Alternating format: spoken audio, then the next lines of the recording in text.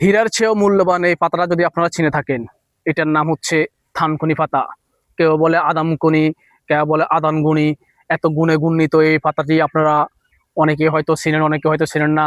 যারা এটা চিনেন, এটার গুণ সম্পর্কে অনেকের ধারণা আছে, অনেকের নাই। এটা হীরার চেয়েও মূল্যবান। আমি কেমন বললাম বিস্তারিত আপনারা অবশ্যই জানবেন এটা কেন হীরার চেয়েও মূল্যবান বললাম।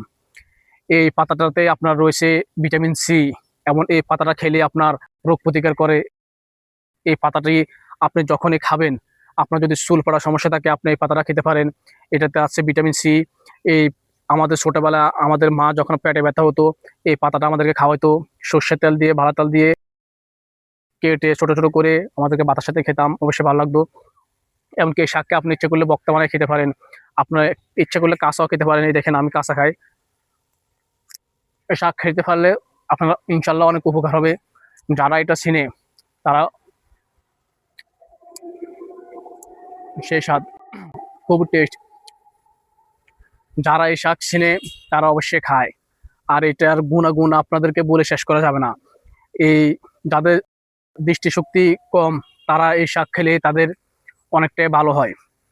এটার সাথে আপনারা হালকা একটু কালো জিরা, তারপরে মেথি, তারপর মধু, এগুলো মিক্স করে যদি খেতে পারেন, কিংবা অনেকে আবার খেতে না পারলে এটা করে বাটে বড়ি করে শুকায় 7 দিন 7টা কিংবা 9 দিন 9টা খাবেন।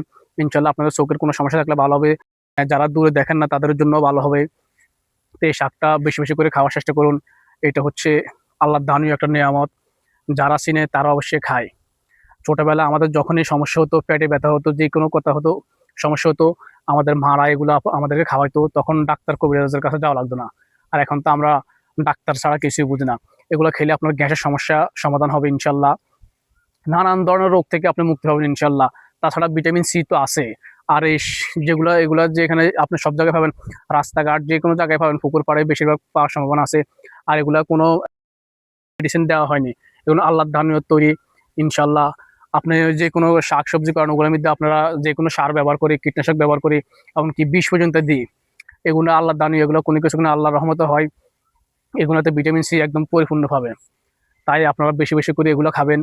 বাজারের অনেকে ফল খান, হরমোন মুক্ত ফল খান, কিন্তু ফলের চেয়েও যে এগুলো মূল্যবান আমরা এগুলো বুঝি না। এগুলো তো ফ্রি পাই, তো এই কারণে আমরা খাই না। আমরা বাজার থেকে বিষ কিনে খাই। টাকা দিয়ে কিনি, বিষ খেলেও ওটা ভালো, ওটা ভালো না হলেও ভালো, কারণ ওটা মুখে ভালো লাগে। আর এগুলো ফ্রি, আল্লাহ দিয়ে একটা নেয়ামত, এমনকি অনেক রোগ প্রতিকার করে। আমরা এগুলো খাই না, কারণ এগুলো ফ্রি পাওয়া যাচ্ছে, এখানে খাই না। শহর অঞ্চলে দেখবেন যে এগুলা এই 5-6টা শাক 10 টাকা করে বিক্রি করে। ও যারা চিনে তারা কিনে খায়। আর আমাদের বাড়ির আশেপাশে বহুত আছে, কিন্তু আমরা খাই না, কারণ এটার মূল্য বুঝি না। তাই যারা চিনে তারা খায়। তাই আপনারা যদি সবসময় সুস্থ থাকতে চান, অবশ্যই এই আল্লাহ দেওয়ার নিয়ামত গুলো এগুলা খাইবেন। বাজার থেকে ওষুধ কিনে না খায় এগুলো খাবেন, ইনশাল্লাহ সবসময় সুস্থ থাকবেন। যারা আল্লাহর দানীয় জিনিস খেয়ে শুকরিয়া আদায় করে, আল্লাহর নিয়ামত আরো বাড়িয়ে দেয়। ছোটবেলা আমরা কখনো ডাক্তার কাছে যাইনি। যে কোনো সমস্যা হতো আমাদের মারা এই লতা পাতা এইটা ওইটা খাওয়াই আমাদেরকে সুস্থ করতো। আর এখন রোগ না হইতে ডাক্তারের কাছে আগে নেওয়া লাগে। এখন দোষ দেবেন কি, বাচ্চা হওয়ার আগে হাসপাতাল নেওয়া লাগে, আর ওই বাচ্চা হওয়ার পরে তো হাসপাতাল নেওয়া লাগবে।